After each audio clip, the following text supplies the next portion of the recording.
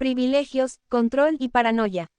Una de las señales de que nos acercamos a una crisis nerviosa es creer que nuestro trabajo es terriblemente importante. Bertrand Russell.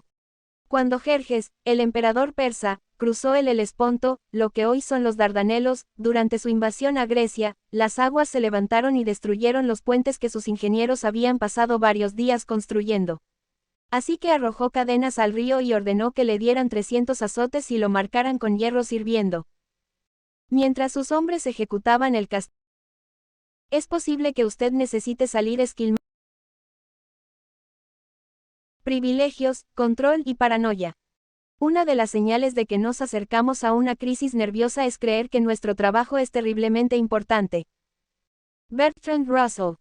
Cuando Jerjes, el emperador persa, cruzó el Helesponto, lo que hoy son los Dardanelos, durante su invasión a Grecia, las aguas se levantaron y destruyeron los puentes que sus ingenieros habían pasado varios días construyendo. Así que arrojó cadenas al río y ordenó que le dieran 300 azotes y lo marcaran con hierros hirviendo.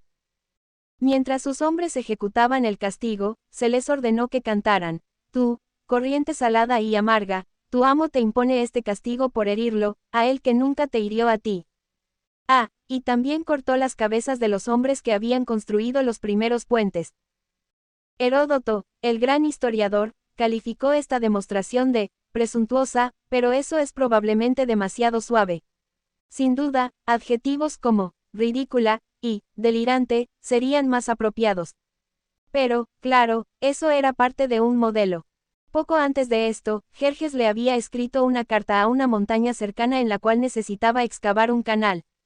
Tal vez seas alta y orgullosa, escribió, pero no te atrevas a causarme problemas. O te derrumbaré hasta que caigas al mar. No es eso risible. Y más importante, no es patético. Las amenazas de Jerjes a objetos inanimados no son, infortunadamente, una anomalía histórica. Con el éxito, particularmente con el poder, llegan algunas de las fantasías más grandes y más peligrosas, las de los privilegios, el control y la paranoia. Ojalá usted no esté todavía tan loco como para empezar a antropomorfizar las cosas y a exigirles retribución a los objetos inanimados. Eso es, evidentemente, una locura y, gracias a Dios, es relativamente raro.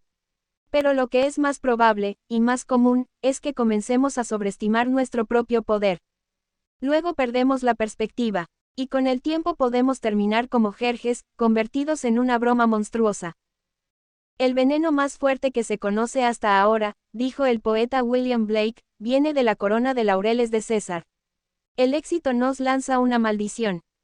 El problema radica en el camino que nos llevó al éxito desde el comienzo. Lo que hemos logrado tal vez requirió con frecuencia demostraciones de puro poder y fuerza de voluntad. Tanto el espíritu emprendedor como el artístico requieren la creación de algo que antes no existía. Ser rico significa vencer el mercado y las probabilidades. Los campeones deportivos han demostrado su superioridad física ante innumerables oponentes. Llegar a donde estamos implicó hacer caso omiso de las dudas y las reservas de la gente que nos rodea. Significó rechazar el rechazo. Tuvimos que tomar ciertos riesgos. Podríamos habernos dado por vencidos en cualquier momento, pero estamos aquí precisamente porque no lo hicimos. La persistencia y el valor ante las probabilidades en contra son, en parte, rasgos irracionales y, en algunos casos, rasgos realmente irracionales. Pero cuando funcionan, esas tendencias se pueden sentir reivindicadas. ¿Por qué no habrían de sentirse así? Es humano pensar que como ya lo hicimos una vez, como el mundo cambió de forma notoria o sutil, ahora estamos en posesión de un cierto poder mágico.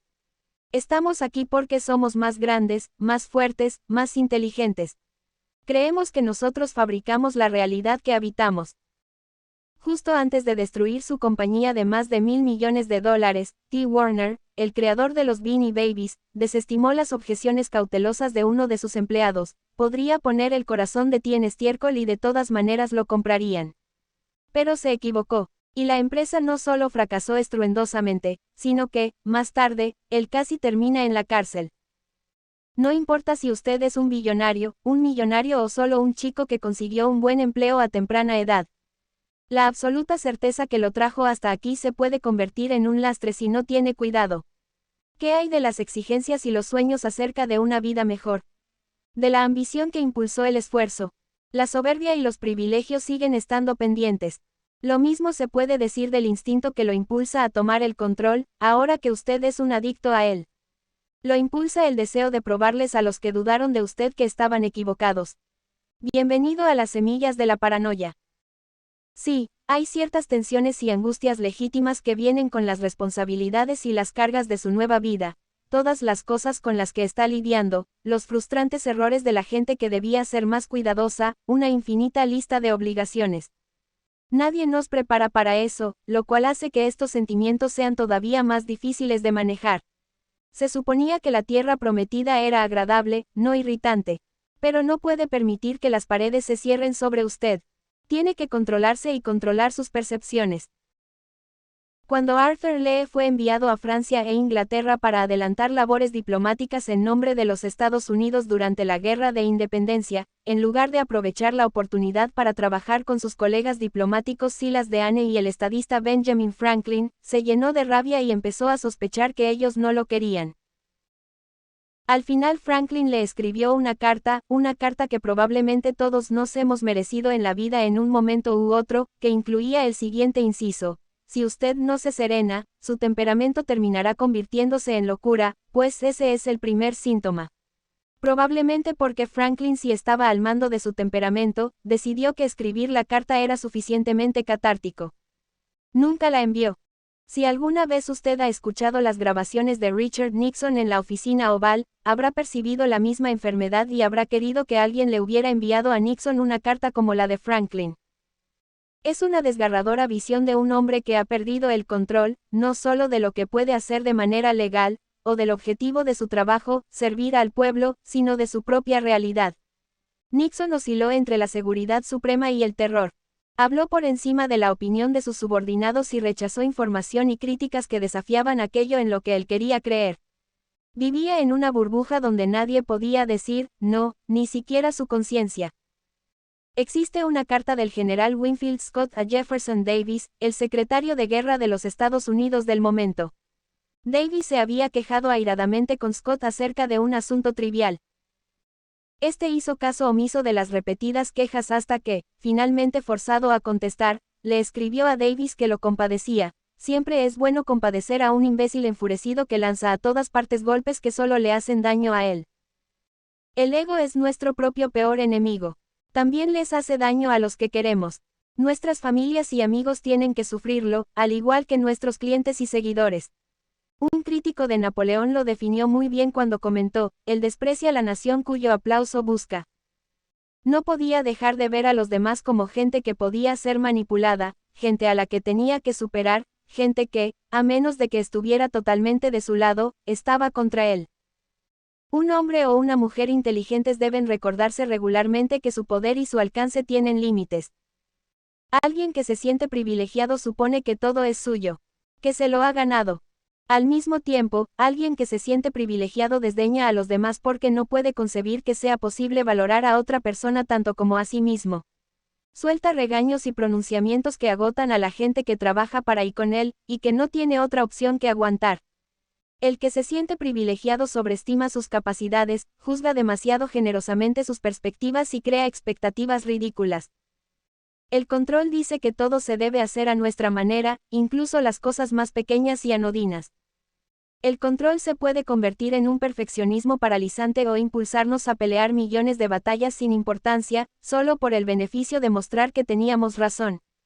Este también agota a la gente que necesitamos que nos ayude, en particular a la tranquila que no protesta sino hasta que la llevamos al punto de quiebre. Peleamos con el empleado del mostrador en el aeropuerto, con el representante del servicio al cliente por teléfono, con el agente que examina nuestra queja. ¿Para qué? En realidad, no podemos controlar el clima, ni el mercado ni a los demás, y nuestros esfuerzos y energías se desvían y pierden efecto. La paranoia dice que no puede confiar en nadie. Está en esto totalmente sola y gracias a uno. Está rodeada de idiotas. Concentrarse solo en su trabajo, sus obligaciones y sus cosas no es suficiente, también tiene que estar orquestando distintas maquinaciones tras bambalinas, para ganarles la partida a los demás antes de que ellos se la ganen a ella, para castigarlos por los desaires que percibe. Todo el mundo ha tenido un jefe, un socio, un padre así. Toda esa rabia, todos esos conflictos, todo ese caos. ¿Cómo resultó? Fue bueno para ellos. Todo aquel que consiente miedos vacuos se gana miedos reales, escribió Séneca, quien fue un asesor político testigo de cómo la paranoia destruye de manera alarmante. El efecto perverso es que esa lucha implacable por ser el número uno puede animar a los demás a combatirnos y minar nuestro poder. Ellos ven ese comportamiento tal como lo que es, una máscara de la debilidad, la inseguridad y la inestabilidad. En su frenesí por protegerse, la paranoia crea la sensación de persecución para hacer de su víctima una prisionera de sus propios engaños y del caos. ¿Es esa la libertad que esperaba cuando soñó con tener éxito? Lo más probable es que no. Así que deténgase.